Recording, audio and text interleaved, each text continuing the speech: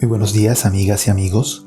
Este es nuestro devocional diario, Un año en la vida de Jesús, de Fable y Mortimer. En el día de hoy estaremos leyendo en el Evangelio de Mateo capítulo 25, versículos 14 al 30. Y la palabra del Señor dice así: Porque el reino de los cielos es como un hombre que, yéndose lejos, llamó a sus siervos y les entregó sus bienes. A uno dio 5 talentos, y a otro 2, y a otro 1, a cada uno conforme a su capacidad, y luego se fue. Y el que había recibido 5 talentos fue y negoció con ellos, y ganó otros 5 talentos. Asimismo, el que había recibido 2, ganó también otros 2. Pero el que había recibido 1 fue y cavó en la tierra y escondió el dinero de su señor. Después de mucho tiempo vino el señor de aquellos siervos y arregló cuentas con ellos. Y llegando el que había recibido 5 talentos, trajo otros 5 talentos, diciendo: Señor, 5 talentos me entregaste, aquí tienes, he ganado otros 5 talentos sobre ellos. Y su señor le dijo: Bien, buen siervo y fiel, sobre poco has sido fiel, sobre mucho te pondré, entra en el gozo de tu señor. Llegando también el que había recibido 2 talentos, dijo: Señor, 2 talentos me entregaste, aquí tienes, he ganado otros 2 talentos sobre ellos. Su señor le dijo: Bien, buen siervo y fiel, sobre poco has sido fiel, sobre mucho te pondré, entra en el gozo de tu señor. Pero llegando también el que había recibido 1 talento, dijo: Señor, te conocía que eres hombre duro, que ciegas donde no sembraste y recoges donde no esparciste, por lo cual tuve miedo, y fui y escondí tu talento en la tierra, aquí tienes lo que es tuyo.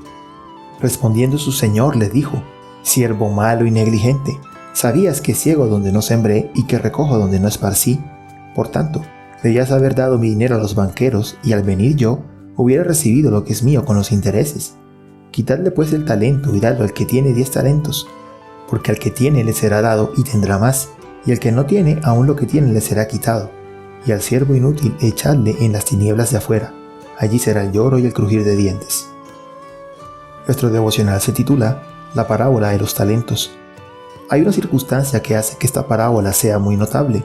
Es la última registrada como relatada por nuestro Señor. La primera registrada fue la parábola de los hombres que construyeron casas, uno sobre la roca y otro sobre la arena. Hay una gran semejanza entre el caso del hombre que edificó su casa sobre la arena y el caso del siervo que escondió su talento en la tierra. Ambos eran hombres que oyeron los dichos de su Señor, pero que no los hicieron. Hubiera elegido nuestro Señor estos casos como su primera y última parábolas si el carácter descrito no hubiera sido común y el error fatal. Por lo tanto, debemos prestar mucha atención a la parábola que acabamos de leer y preguntarnos si la advertencia que contiene se aplica a nosotros.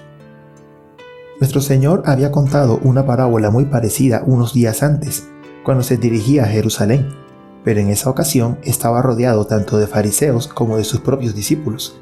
En esta ocasión no tenía más audiencia que esos discípulos. Siempre adaptó sus instrucciones a sus oyentes. Cuando habló a los fariseos, introdujo en la parábola una descripción de enemigos abiertos, quienes dijeron: No queremos que este hombre reine sobre nosotros. Pero cuando se dirigió solo a sus discípulos, omitió toda mención de esos enemigos. No es difícil deducir qué significan los talentos. El Señor mismo explicó su propio significado inmediatamente después de haber relatado la parábola, porque luego se describió a sí mismo como sentado en el trono de su gloria y preguntando si los que estaban a su alrededor habían alimentado a sus santos hambrientos y visitado a sus desolados prisioneros. Los talentos representan oportunidades de hacer el bien. La aflicción enviada a uno es la oportunidad otorgada a otro. Hay un propósito que nunca debe pasarse por alto al considerar esta parábola. ¿Con qué propósito se relató? ¿Tenía la intención de mostrarle a un pecador cómo podría obtener el perdón? No. Hay otras parábolas que muestran eso. Las del hijo pródigo, la de los 2 deudores y la del buen pastor, todas muestran que es a través de la gracia gratuita de Dios y de la sangre de Cristo que se otorga el perdón. Esta parábola tiene la intención de enseñar no cómo un pecador puede obtener el perdón, sino cómo un pecador perdonado puede servir a Dios. A quien mucho se le perdona, ama mucho, e igualmente hace mucho. Qué fácil, qué agradable es servir a los que amamos. ¿Cómo conjeturamos sus necesidades y anticipamos sus deseos? ¿Cuán dispuestos estamos a correr riesgos o a hacer un sacrificio para complacerlos? ¿Qué lentos somos para decir que no podemos hacer lo que ellos desean? Las dificultades pueden interponerse en el camino, pero generalmente son vencidos por un corazón amoroso. Si los verdaderos creyentes amaran más a su Salvador, ¿cuánto más bien harían en el mundo? Pablo declara, el amor de Cristo nos constriñe. ¿A qué nos constriñe? No a vivir para nosotros, sino para aquel que murió por nosotros y resucitó. 2 Corintios capítulo 5 versículos 14 y 15. Todos necesitamos más de este espíritu. El hipócrita no tiene nada de eso, vive solo para sí mismo. ¿Pero tiene suficiente el verdadero creyente? Oh no. Aún el siervo que había ganado 5 talentos sentirá que ha hecho muy poco por un amo tan misericordioso cuando escuche estas palabras. Bien, buen siervo y fiel, entra en el gozo de tu Señor. Verá tal desproporción entre su servicio y su recompensa que se avergonzará de su pasada negligencia y se asombrará de la magnificencia de su Señor.